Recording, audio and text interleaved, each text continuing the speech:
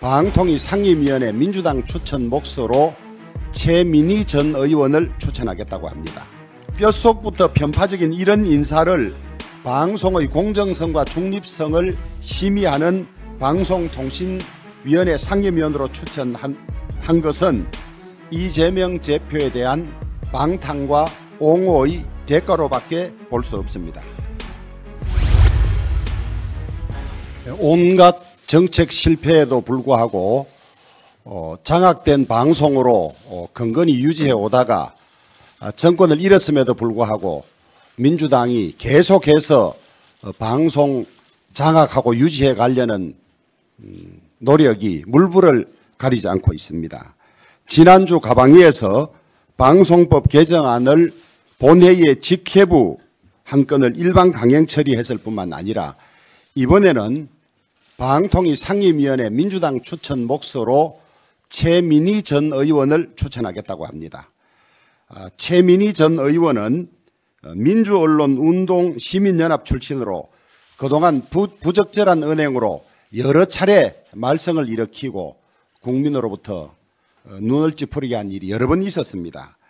이재명 대표를 성공한 전태일로 치켜 세우는가 하면 러시아 우크라이나 전쟁은 준비되지 않은 우크라이나 대통령 때문이라는 망발도 했고 또 대통령 이재명이라는 SNS 글을 작년 2월 22일에 올리기도 했습니다. 박원순 전 서울시장 성추행 의혹에 대해서 진상규명을 요구하는 정의당에 대해서 뭐 그리 급한가라며 박 시장을 옹호했고 윤미향 의원의 각종 의혹에 대해서도 친일 세력의 프레임이라는 말도 안 되는 주장을 펴기도 했습니다. 또 무엇보다도 국회의원 재임 중에 방송에 부당한 압력을 가하고 2020년 한국정보산업연합회 상근 부회장으로 약 1억 7천만 원의 연봉을 받으면서 근무 시간에 직무와 전혀 무관한 방송에 출연해서 민주당을 옹호하기도 했습니다.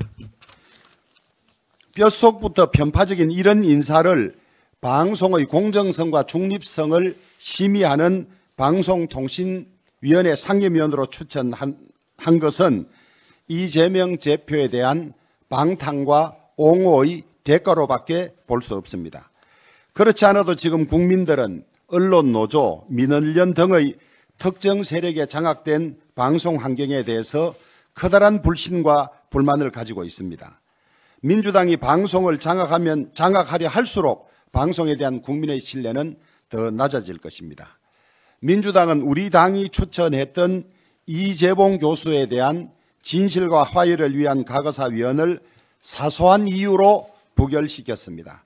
민주당이 최소한의 양심이라도 있다면 최민희 전 의원에 대한 추천 절차를 중단할 것을 요구합니다.